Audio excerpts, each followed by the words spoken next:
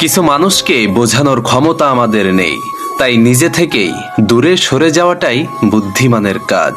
পৃথিবীতে সবচেয়ে নরম জিনিস হচ্ছে মানুষের মন। এটা ভাঙতে কোনো হাতুড়ির প্রয়োজন হয় না, শুধু মুখের কয়েকটি অবহেলিত ভাষাই যথেষ্ট।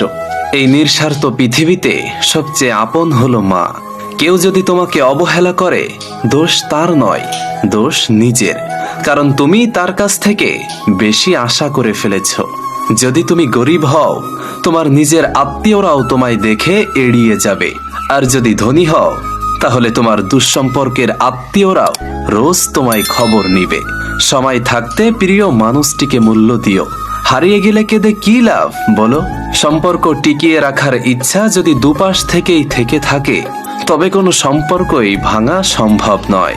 যদি কমে যায় ভালোবাসা আর বেড়ে যায় দূরত্ব, বুঝে নিও প্রয়োজনের বেশি তুমি দিয়েছিলে গুরুত্ব। জীবন থেকে মায়া ত্যাগ করতে শেখো, দেখবে কষ্ট এমনিতেই কমে যাবে। যে যত বেশি ভালো এবং সরল মনের মানুষ হয়, তাকে তত বেশি কষ্ট সহ্য করতে হয়। এটাই দুনিয়ার নিয়ম। তাই বলি বন্ধু, নিজেকে এমনভাবে তৈরি করো যে তোমায় ছেড়ে চলে গেছে সে যেন তোমার জীবনে ফিরে আসার জন্য আফসোস করতে বাধ্য হয়। বন্ধু, এই শহরে ক্ষণিকের জন্য হাত ধরার মানুষের অভাব হয় না, অভাব হয় শুধু হাত ধরে শেষ পর্যন্ত পাশে থাকা মানুষটা। জীবনে দুই ধরনের মানুষের থেকে দূরে থাকবে।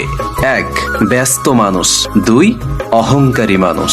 কারণ ব্যস্ত মানুষ নিজের ইচ্ছা ছাড়া কথা বলবে না, আর অহংকারী মানুষ নিজের স্বার্থ ছাড়া পাশে থাকবে না। জানেন, কিছু কিছু সম্পর্ক শেষ হয়েও হয় না।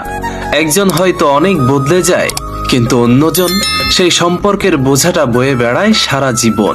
কাউকে মরার জন্য বিষের প্রয়োজন হয় না, ছোট ছোট অবহেলাগুলোই যথেষ্ট। গুরুত্ব তাকেই দিও যে তোমার মূল্যটা বোঝে।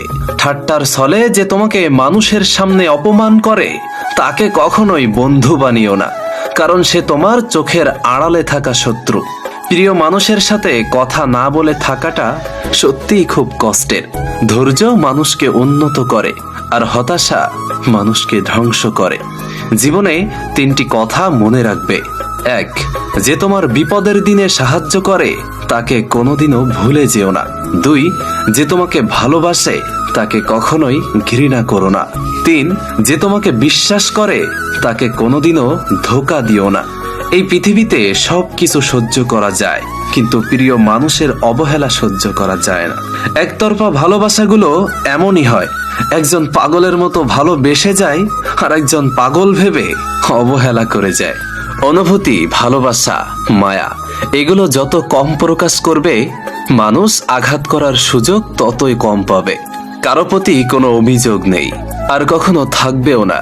হৃদয়ে জমে আছে কিছু অভিমান, যা কখনো বলবো না। বন্ধু, সময়ের সাথে সাথে যদি কোনো সম্পর্ক নষ্ট হয়ে যায়, তাহলে বুঝে নিও সে সম্পর্কে ভালোবাসা নয়, প্রয়োজন ছিল। সম্পর্ক কখনোই তৃতীয় ব্যক্তির জন্য ভাঙে না, সম্পর্ক ভেঙে যায় তার জন্য যে তৃতীয় ব্যক্তিকে প্রশ্রয় দেয়। সত্যিকারের ভালোবাসার মানুষ তো সেই যে ঠান্ডা লাগা গলা আর কান্না ভেজা গলার পার্থক্য বোঝে। প্রিয় বন্ধু, আঘাত ছাড়া জীবনে কখনোই উন্নতি করা যায় না। জীবনে যত আঘাত পাবে, ততই কাছের মানুষগুলোকে চিনতে পারবে। মনে রাখবে, যদি কোনো দুঃখী মানুষের মনে হাসি আসে আর তার কারণটা যদি আপনি হন, তাহলে আপনি বুঝে নেবেন আপনি এই পৃথিবীর একজন গুরুত্বপূর্ণ মানুষ।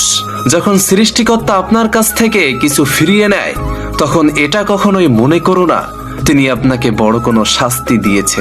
হয়তো এমনও হতে পারে তিনি আপনার হাত খালি করেছে আগের থেকেও আরো কোনো ভালো জিনিস দেওয়ার জন্য। রাতে যদি ঘুম না আসে, এই তিনটি কথা শুনুন। এক, যে চুপ থাকে সে বোকা নয়। মনে রেখো, পচা শামুকও পা কাটার ক্ষমতা রাখে।